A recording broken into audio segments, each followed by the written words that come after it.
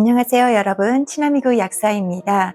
100세 시대에 맞추어 세월을 우아하게 살아내면서 개인의 존엄성을 지키고 계속 성장해 가는 것, 바로 이것이 우리가 추구하는 웰 에이징의 진정한 의미일 것입니다. 최근 몇 년 동안 노화 방지와 장수를 약속하는 다양한 보충제들이 출시되었는데요. 이 물질들이 정말 웰 에이징에 도움이 될까요? 오늘은 각광을 받고 있는 몇 가지 노화 억제 물질들이 어떻게 세포 수준에서 우리의 건강과 장수에 영향을 미치는지 함께 살펴보겠습니다. 단순히 외모의 젊음을 추구하는 것을 넘어서서 우리 세포를 깊숙이 관리하며 시작되는 이 진정한 엔티에이징의 세계로 여러분을 안내해 드리겠고요. 영상 후반에는 구독자 이벤트 공지가 있으니까 놓치지 마세요.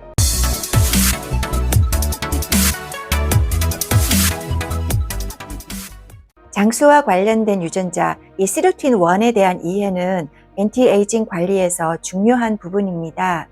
시루틴1은 세포 내에서 활발하게 활동하면서 유전자 발현을 조절해서 스트레스 반응, 대사 과정, 그리고 노화 과정 전체를 관리합니다.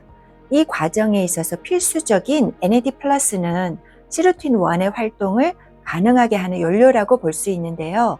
이 때문에 이 두 분자는 에너지 생산과 유전 정보 조절을 통해서 우리 몸을 건강하게 유지하고 노화를 억제하는 데 있어서 핵심적인 역할을 담당하죠.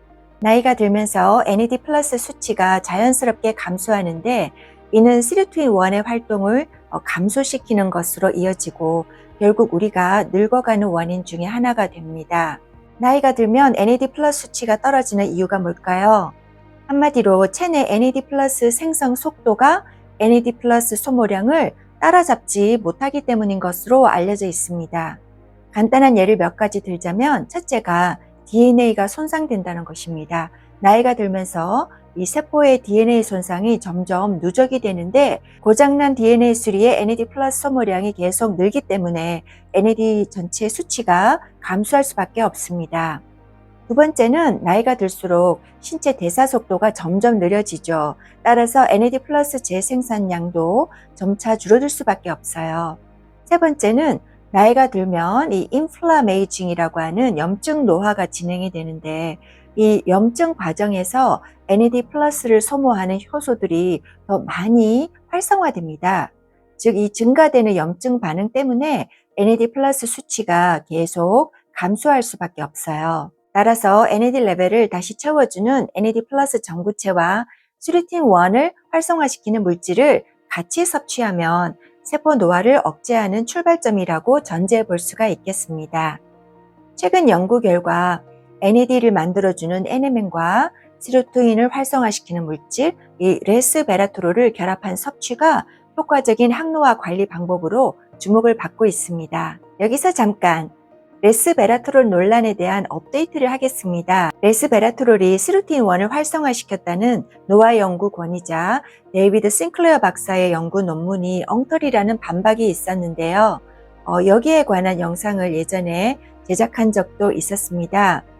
그런데 올해 2023년 4월 임상 테스트에서 레스베라트롤 1g을 6개월 동안 복용한 참가자들이 비교군보다 시루틴1 레벨이 2배 이상이나 상승한 결과가 나왔어요. 이에 싱클레어 박사를 레스베라트롤을 가지고 거짓말을 했다면서 사기꾼으로 몰아갔던 사람들의 말문이 막혔다는 소식을 전해드립니다.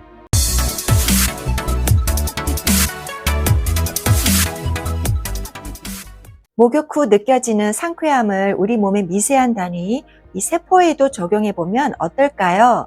세포 샤워. 세포의 청결은 노화 관리에 필수적입니다. 몇 가지 중요한 세포 청소 과정을 알아보면요. 첫째가 해로운 세포 환경의 주범, 이 좀비 세포를 제거해 주는 겁니다. 노화 세포는 일명 좀비 세포라고도 불리우는데 좀비 세포는 세포의 생명 주기가 이 멈춘 상태에서 세포 분열을 중단하고 염증 유발 물질을 분비해서 주변 세포까지 노화시킵니다. 이 좀비 세포를 청소해주는 물질을 세놀리틱이라고 부르는데요. 세놀리틱은 이런 좀비 세포들에게 자살 신호를 보내어서 자연스럽게 사멸하도록 유도합니다. 피스틴이 가장 강력한 세놀리틱이고요. 퀘르세틴도 세놀리틱으로 분류가 됩니다. 이 두 물질은 전신에 걸쳐서 항산화 반응을 높이고 염증을 줄여주어서 신체 전반적으로 좀비 세포를 제거하고 또 세포 기능을 향상시켜 줄 것으로 기대가 됩니다. 두 번째로 세포 안을 떠도는 불순물을 청소해야 합니다. 세포를 구성하던 물질들은 손상이 되고 나면 세포 안을 이렇게 떠돌아다니는데요.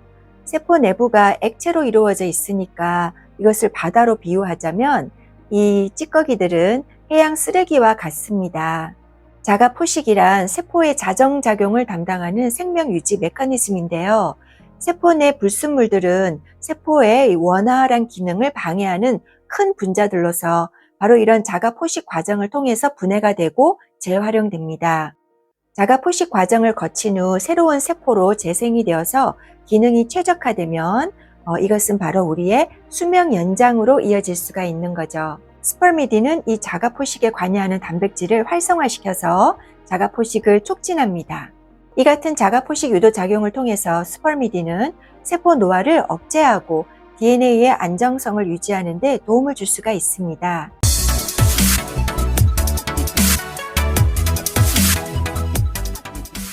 나이가 들면 우리 세포 속의 미토콘드리아 건강을 케어해줘야 합니다.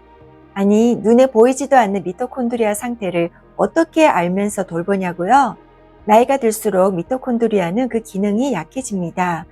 그 결과 근육량이 감소하거나 피부 탄력이 떨어지고 면역 기능 이상이 생겨서 노쇠 현상이 나타나기 시작한다는 겁니다. 미토콘드리아 기능을 향상시키는 가장 대표적인 물질로 코엔자임 Q10을 들 수가 있는데요.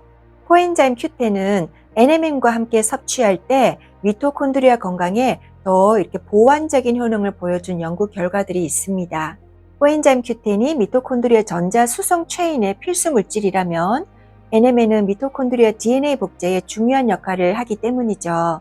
또한 코엔자임 Q10은 PQQ와 함께 사용될 때 미토콘드리아 에너지 생산을 더 향상시키는 것으로 알려져 있습니다. 시청해 주셔서 감사합니다. 다음에 또 찾아뵐게요, 여러분. 안녕히 계세요.